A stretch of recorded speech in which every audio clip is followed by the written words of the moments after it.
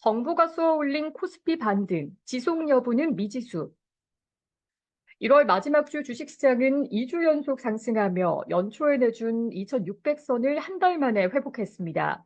지난달 말 정부가 고질적인 한국 증시 저평가 문제를 해결하기 위한 기업 밸류업 프로그램 도입 방침을 밝힌 뒤 이에 대한 기대 심리로 수혜주가 일제히 급등하며 전체 시장을 견인한 결과입니다.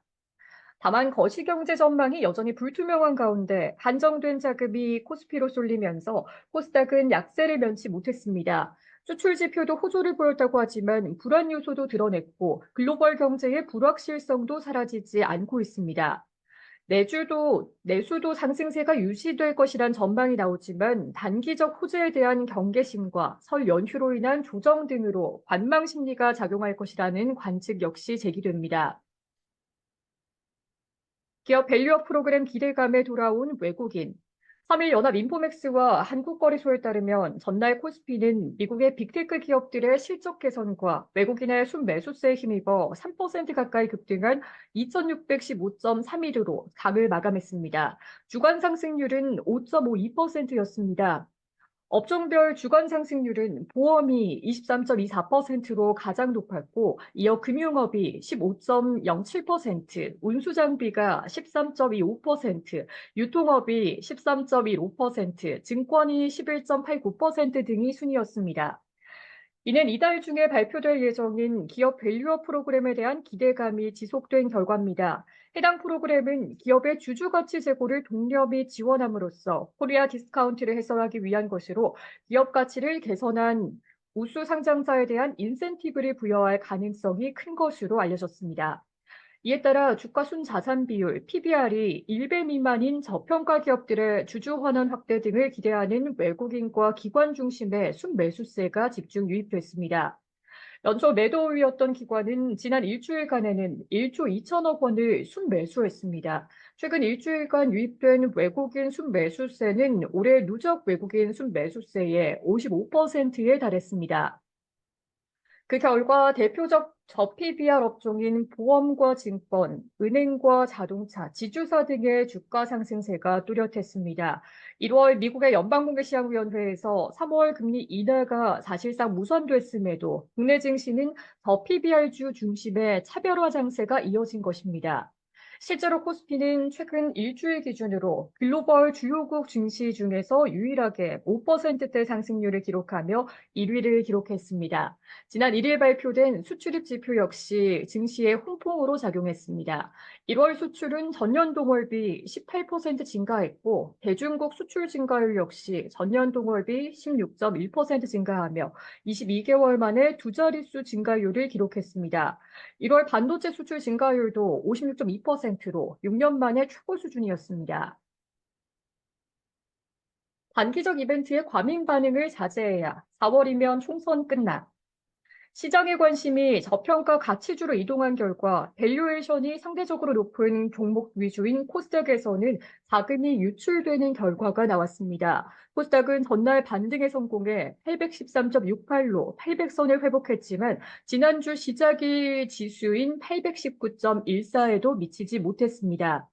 반도체 업종도 기관 순매수 영향으로 연초부터 부진한 흐름이 이어졌습니다. 다만 업황 턴어라운드 및 올해 실적 개선에 대한 기대감으로 외국인 수급은 꾸준히 유입됐습니다. 지난주 시장을 주도한 정보발 저PBR주 랠리가 언제까지 지속될지도 따져봐야 할 변수입니다. 기업 밸류 프로그램이 시행돼도 제도의 근본 취지로서 기업 지배구조 개선은 달성되지 않은 채 단기적으로 자사주 소각이나 배당 성향의 상향 정도에 그칠 수 있다는 지적이 나왔습니다.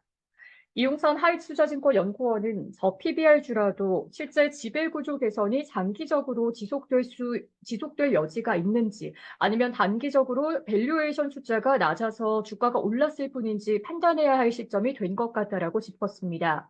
이어 2월까지는 대형주와 가치주 스타일의 장세가 지속될 것이라면서도 주주총회와 금융주 배당 지급은 3월에 있고 총선은 4월 초면 끝난다라고 지적했습니다. 김석환 미래에셋증권 연구원도 단기적으로 주가에 영향을 주는 이벤트에 과민한 반응을 보일 필요가 없다라며 중장기 주가 상승 모멘텀 확보를 위해서는 수익성과 성장성 확보가 중요하다라고 진단했습니다. 1월의 수출 지표 역시 세부 항목에서는 부진한 측면이 확인됐습니다. 전체 수출 증가율과 달리 일평균 수출액은 22억 8천만 달러로 최근 5개월 내 가장 적었습니다. 홍해와 파나마 운하 통행 제한에 따른 공급망 리스크도 수출 회복에 걸림돌이 될 것이라는 우려가 여전합니다. 송주현 다울투자증권 연구원은 2월 설 연휴와 주요 수출 대상국인 미국과 중국의 제조업 구매 관리자 지수 PMI를 고려하면 수출액의 추세적 반등을 확인하기는 어렵다라고 분석했습니다. 추가 상승의 여력이 있다와 연휴 전 조정이 있을 것.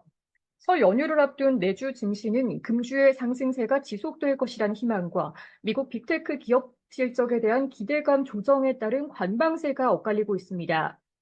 김재원 키움증권 연구원은 내주에도 저PBR주 강세와 외국인 자금의 유입이 지속될 경우 추가 상승 여력이 있다라고 전망했습니다. 내주 주요국 통화정책회의가 없어 거시경제 이벤트 영향력이 완화하고 빅테크 실적 발표도 없는 이유로 현재의 추세가 계속될 수 있다는 것입니다. 김 연구원은 현 코스피 수준에서 PBR 1배 달성 시를 전제로 2,900까지 약 15%의 상승 여력이 있다라고 관측했습니다. 김영환 NH투자증권 연구원은 정부의 부양책과 수출 회복세가 주가 상승의 요인인 반면 미국의 연방준비제도의 금리 인하 기대감의 후퇴와 빅테크 기업 실적에 대한 과도한 기대감의 조정 등이 하락 요인으로 설명했습니다. 또한 현재 각광받는 저PBR주 역시 시간이 지날수록 업황 및 실적과 주주 환원 가능 여력 등을 반영해 수혜 업종이 압축될 것이라고 예상했습니다. 김 연구원이 전망한 이번 주 코스피는 2,480에서 2,600입니다. 염동찬 한국투자증권 연구원은 설과 추석 등 명절 연휴에는 대외 이슈에 대응이 불가능한 탓에 연휴 직전 수급이 부진한 현상이 반복됐다라고 짚었습니다. 이에 따라 내주 설 연휴를 앞두고 주가 하락을 예상하면서도 평균적으로 추석에 비해 설 연휴 변수가 적었다면서 이번 주가 기회가 될 수 있다라고도 덧붙였습니다.